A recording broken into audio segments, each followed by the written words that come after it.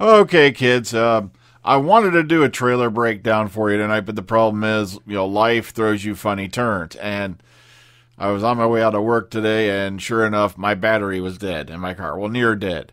So I had to get, the guys came out. They gave me a jump. I had to take the car back over to the lot, and they did a battery test. I guess the battery didn't hold out too well in the cold while I was at work. And well, that's why, I didn't get home till like way late tonight, than I anticipated. And I was hoping to do a frame by frame for you, but that's not going to happen. But all right, let's do a couple things really quick. Now, for you folks who have been hearing about John Barrowman and not being able to move his neck and or perform, he's been putting up the updates over on his page. Go to John Barrowman MBE or, check out his Twitter or I believe his Instagram. But on his Facebook page, he went into a bit of detail here, and apparently the root of the problem was a C5-6 facet joint injury. They've given him a series of spinal injections. He goes into this in a later post, and apparently it's going to relieve things enough that he's going to be able to, I guess, keep some of his, concert dates and all that. And he seems to be doing better, which is good news because, word had gone around that basically, he had accidentally decapitated himself, all kinds of rags out there going off like crazy, like he was paralyzed and whatnot.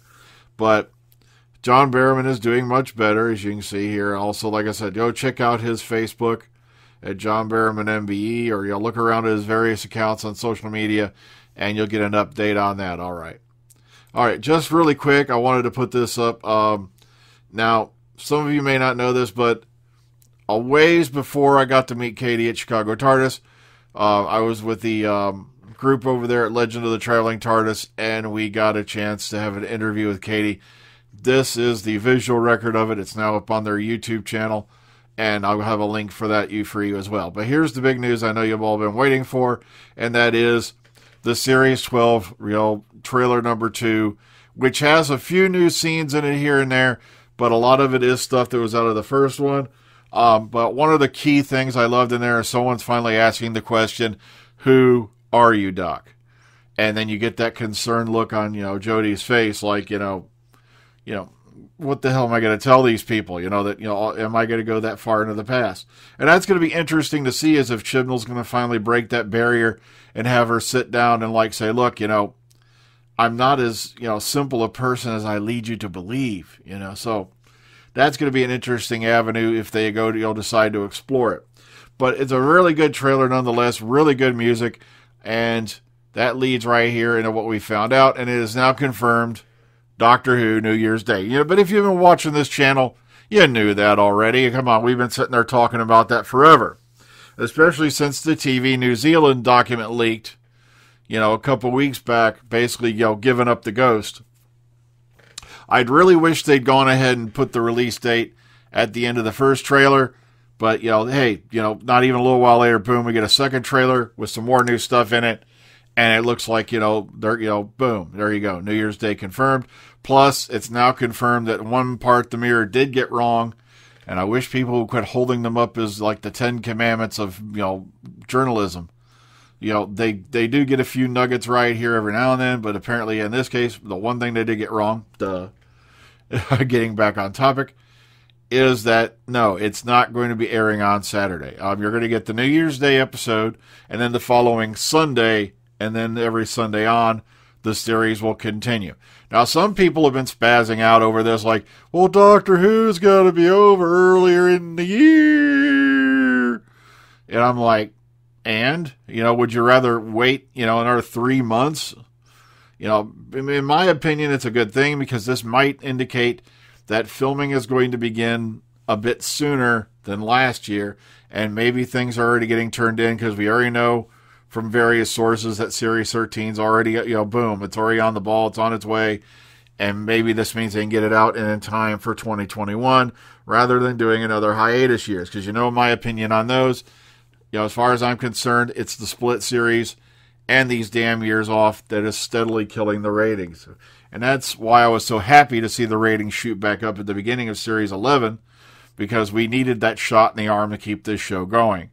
Like I said, I do not blame Moffat for the loss of the ratings. I do not blame Peter Capaldi. I don't blame Matt Smith. I blame the BBC for these stupid split seasons, years off, and all that, because if something is out of sight, it's out of mind. It's easy in modern day life to get sidetracked, especially when something disappears for a year.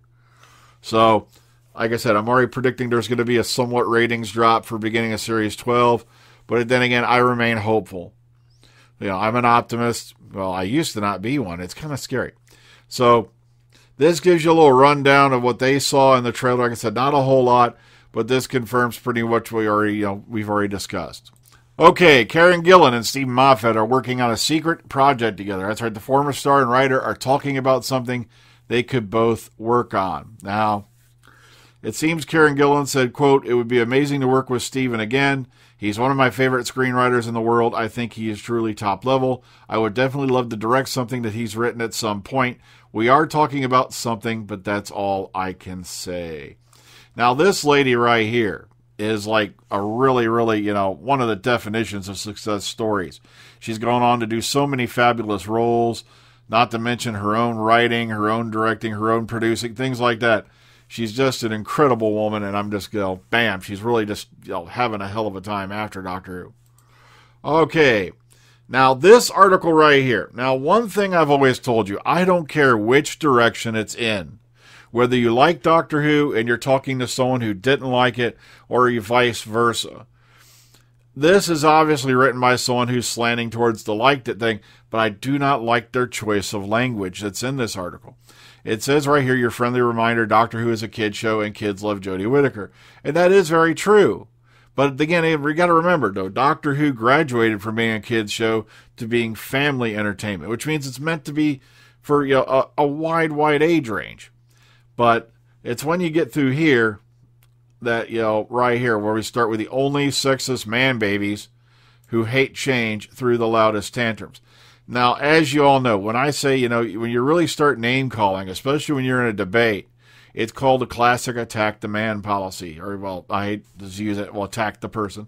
And, of course, by using my favorite terminology, I'd love to hear from everybody. I'm not seeing any kids here complaining about SJWs running the show or woke culture. Why are you bringing these things up if it doesn't apply? You see what I mean? Like I said, you're just giving these guys something more to argue about and jump up and shout about and contribute to their sad conspiracy theory. And it's like I could have worded this article 50 times better than this. So I'm going to give it to you to decide. Let me know in the comment box what you think. It just seemed to be, more of an attack article than an opinion. But that's my, my view of it. Like I said, how I think about Series 11, Jodie's performance and all that. So if I'm going, okay, give it a good look. Okay, Race to the Tardis board game. That's right. This is going to be coming out soon. It turns out the Tardis has been hit by a time spiral, outlawed technology, which has been was reactivated by the Daleks. See, I regained it. The collision has scattered 3 components of the TARDIS throughout time and space, and I guess the goal of the game is to put the thing back together. And see, it's kind of a nice cover there. So if this if you're into collecting this sort of thing, here you go over here at the merchandise guide on the Doctor Who site. And lastly for today, like I said, I wish I had time to gather more, but like I said, it's been a hell of a day. Whew. Statue unveiled in Montgomery, Alabama on the 64th anniversary of Rosa Parks' famous protest, with, when you've seen it, Rosa, where she literally sat down to stand up, you could say. All right, so really, really neat. Like, oh heck, that's right, there's the actual mugshot. All right, so kind of a nice little thing, to honor somebody who made such a, incredible, I can't find the words, such a stand for people's rights, at such a critical time, and really began to turn the tables and, turn us around a corner that, it's just, like I said, it's kind of weird. Hey, I'm sorry, I just lost my words there. All right, so that's all I had for you, basically. I'm sorry to run in and out on you, but like I said, it's been a hectic day. I was anticipating getting home on time and having, time to sit down and do a blow-by-blow of this new trailer. But I'm going to leave it for you to go through it. If I have more time later, Maybe tomorrow I'll get around to it. But like I said, it was a hell of a day, folks.